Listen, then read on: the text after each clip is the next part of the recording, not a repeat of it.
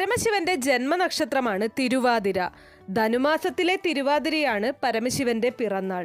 ശിവഭക്തർ ഉത്സവതുല്യമായി ആഘോഷപൂർവ്വം ഭക്തിയോടെ കൊണ്ടാടുന്ന ദിവസമാണിത്. പ്രത്യേകിച്ച് സ്ത്രീകൾ പാർവതീദേവിയും മഹാദേവനും വിവാഹിതരായ ദിവസവും ധനുമാസത്തിലെ തിരുവാതിരയാണെന്നാണ് വിശ്വാസം. വ്രതങ്ങളിൽ തന്നെ ഏറ്റവും മഹത്തരവും ഫലദായകവുമായ വ്രതമാണ് തിരുവാതിര.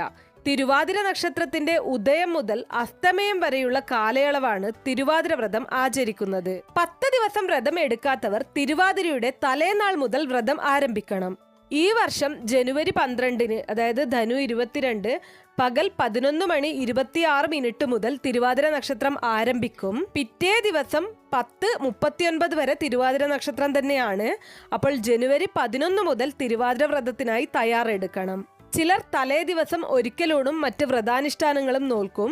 മറ്റു ചിലർ തലേ ദിവസം മത്സ്യമാംസാദികൾ വേണ്ടെന്ന് വെക്കും. വൈകുന്നേരം വിളക്ക് കത്തിച്ച് ശിവനെയും പാർവതീദേവിയെയും ഉമാമഹേശ്വര സങ്കല്പത്തെയും പ്രാർത്ഥിക്കുക.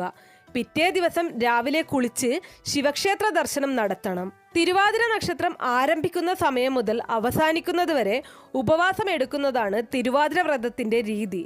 ചിലർ ഒരിക്കലൂണായും ഈ വ്രതം അനുഷ്ഠിക്കാറുണ്ട്. ഓരോരുത്തരുടെയും ശരീരത്തിന്റെ ആരോഗ്യമനുസരിച്ച് അതിൽ തീരുമാനമെടുക്കണം. തിരുവാതിര ദിവസം വൈകുന്നേരം ശിവക്ഷേത്ര ദർശനം നടത്തണം. ശിവന് പിൻവിളക്കും മുൻവിളക്കും മറ്റ് വഴിപാടുകളും കഴിപ്പിക്കണം. അന്നത്തെ ദിവസം വ്രതമെടുക്കുന്നവർ ഉറങ്ങരുതെന്നാണ് സങ്കല്പം. അന്ന് അർദ്ധരാത്രിയിലാണ് പാതിരാപ്പൂ ചൂടലും തിരുവാതിര കളിയും പോലുള്ള ആചാരങ്ങൾ നടക്കുന്നത്. പിറ്റേ ദിവസം രാവിലെ കുളിച്ച് ശുദ്ധിയായി ശിവനെ ഭജിക്കുക. പക്ഷെ വ്രതം മുറിക്കേണ്ടത് 10:39 ശേഷമായിരിക്കണം. അപ്പോഴാണ് തിരുവാതിര നക്ഷത്രം കഴിയുന്നത്.